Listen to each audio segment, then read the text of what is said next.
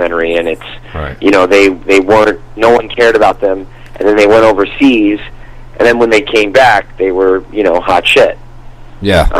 And so it's not that I have delusions of grandeur that I'm going to go tour the UK and come back and everyone's going to be like, it's Dave Grohl reincarnate. But I do know that rock music is not necessarily like top of the charts, in the States. Right. If I like fired the band and hired a fiddle player and played acoustic guitar, maybe I'd be all right. Yeah, you never know, man. America, the rock, dude, I'm not going to shit on any bands in particular, but some of these rock bands that are out, like I told you before, they're going to have an album, they're going to blow up, they're going to go away. And that's the last year to hear of them. I mean, look, like, listen, how much do you hate this song? Can you hear that? Yeah, I can hear that. Yeah. How much do you hate that song now?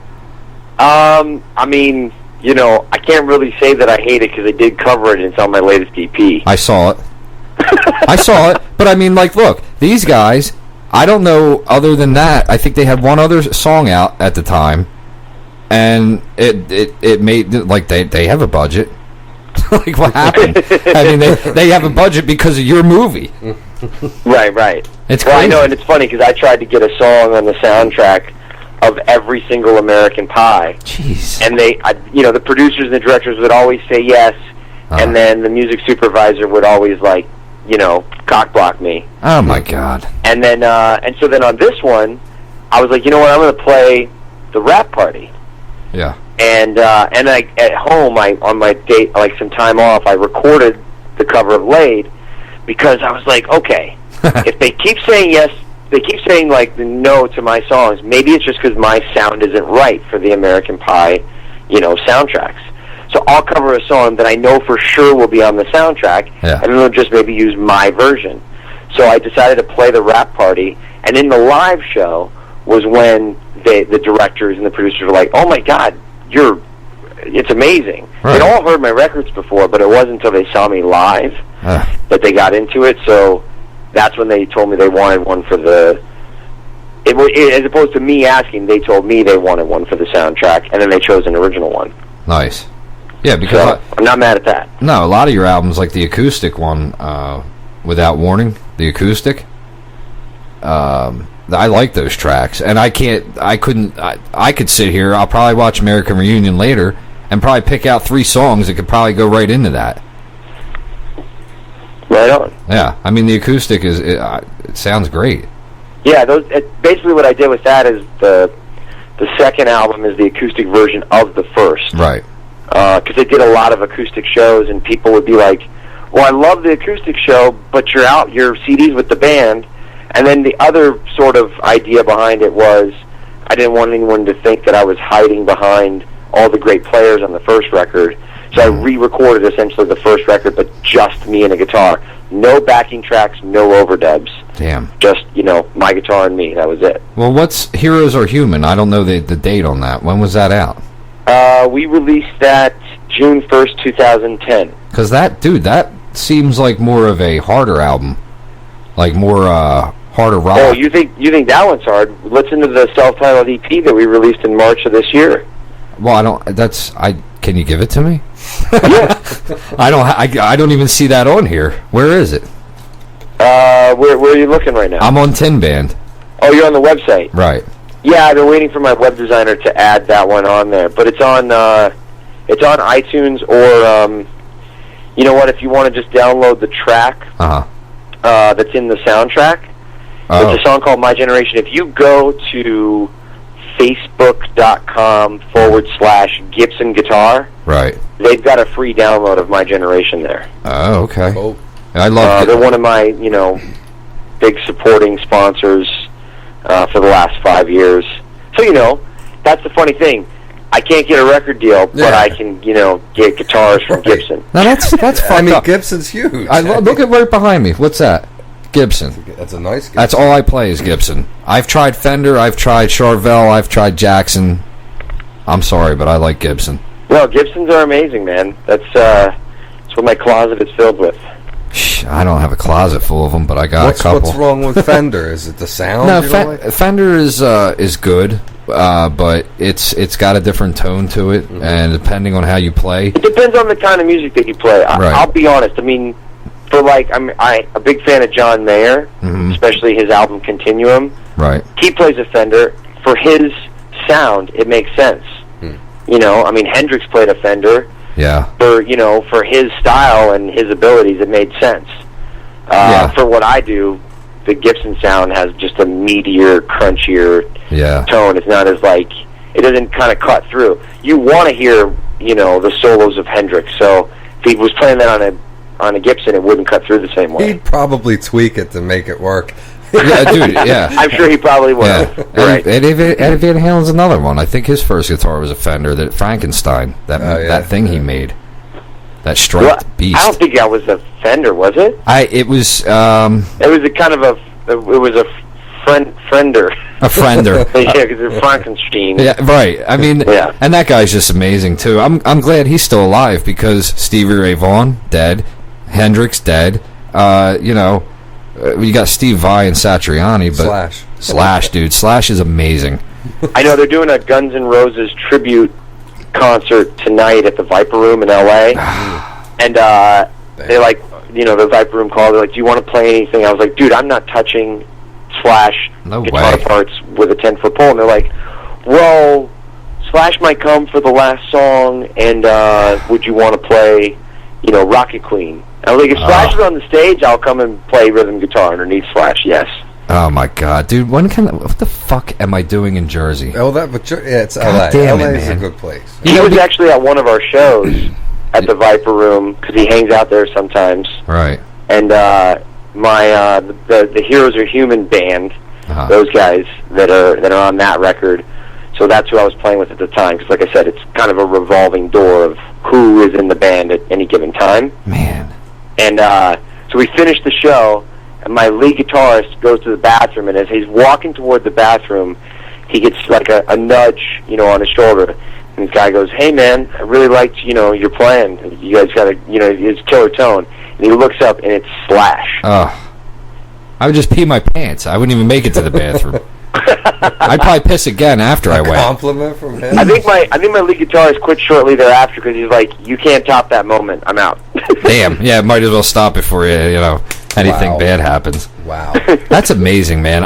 And we like our radio station here. Like I told you, we're tiny, but I think the Viper Room followed us. The Roxy followed us.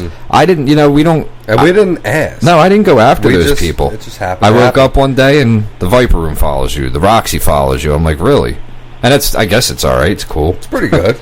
It's something. I can't get there, but Ed, it means you've arrived when that happens. Well, when someone cool on Twitter follows you, that means you've arrived. Yeah. Well, we got a lot of cool followers. Those Brazilians, man. It's like the rock doesn't exist down there, so they all come to America to hear it.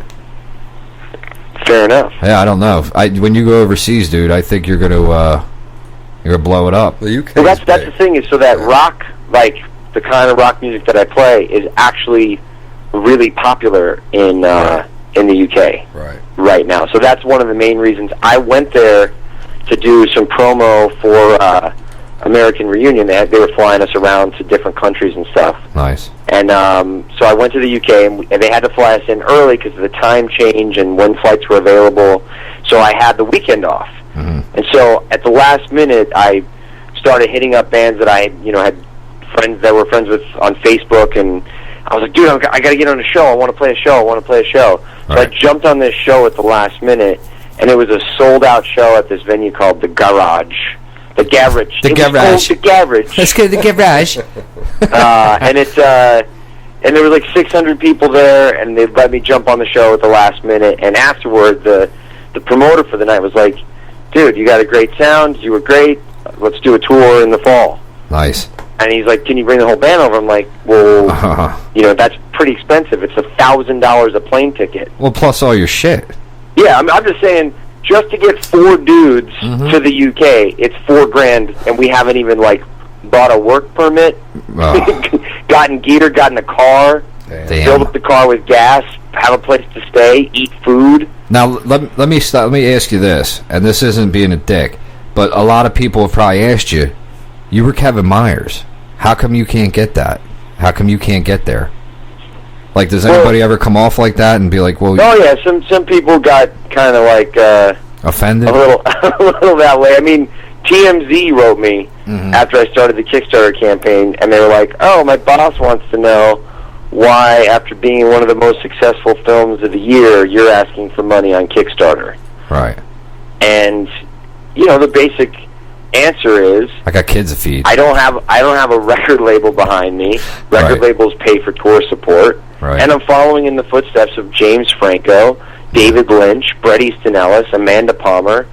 I mean, there's so many bands and people that you've heard of that are using Kickstarter to find out what it is that people want them to be doing in the first place. I mean, that's the great thing about Kickstarter is you can find out, like, okay, I'm going to do this project or this aspect or this tour. Do you want me to? Because if you don't, then don't fund it. Right. I won't waste anyone's time. Damn. All right, well, it makes sense. I wasn't asking to be an asshole. I was just asking in general. No, but it's a very good question, and trust me, I had a meeting with another crowdfunding company called Pledge Music like 2 years ago, and they wanted me to do something like this, and I was like, I can't do this. Right. I can't ask for money. People are like, they're gonna hate on me for it. Yeah, I got that thing about like the website. I mean, I don't know if you ever looked at it, Rock Def Radio, but Mike made the site from the ground up, and I would like to one day say, hey, would you like to donate? But then I feel like a jerk off because I'm like, I fund it all, I pay for all this, I pay for the stream, I try to get. Well, the way that I figured it out though is that if you look at my rewards on the Kickstarter, I'm not asking for anything. I'm not asking for donations. Right. I'm basically selling merchandise and saying, cool, if you buy this CD, you get something out of it, and I'm going to use part of that money to go on this tour. Okay. Well, yeah. I mean, so it's just like, if you look at my Kickstarter, it's like shopping. Yeah, I noticed. But you're at the TNB store. Right. No, I checked it out. I understand. I just, as of running a website and doing this, it's like, a lot of sites say, donate. I think it's a smart way to do it. Yeah. And it's available in this time and day, so why not do it? Here's the thing. Okay, so first of all, obviously there's a lot of places to tour in the world. So no matter how much money anyone thinks that I have, eventually I'm going to run out if I go touring the world. Exactly. Yeah. You know what I mean? I agree. Well, number two, as far as like I said, like the crowdfunding and all of that, and seeing what people are interested in the first place, I also know that by having a successful Kickstarter campaign, that actually puts me on the radar of the labels. Yeah, well, it has to. And then you know what you could do? You could tell them no. That's because you know what I mean. Really, I don't know how they do it, the Dr. Dre's and this and that. But how do you start your own label? Well, it's easy to start your own label, but the main thing that you have to have is a lot of seed money, because there's going to be a lot of loss in the beginning. Yeah, true. But look at Amanda Palmer. She was on Roadrunner. She's one of the main reasons that I did Kickstarter. She did a campaign to raise $100,000. She raised $1.19 million. Holy shit. So now, you can look at me and you could say, hey, Thom, why are you on Kickstarter? Right. But no one gave Amanda shit. Yeah, well, that's true. And you know what? Man, god damn it. I need to find somewhere to put my ass out. I think you talked about Dre. Yeah. He was under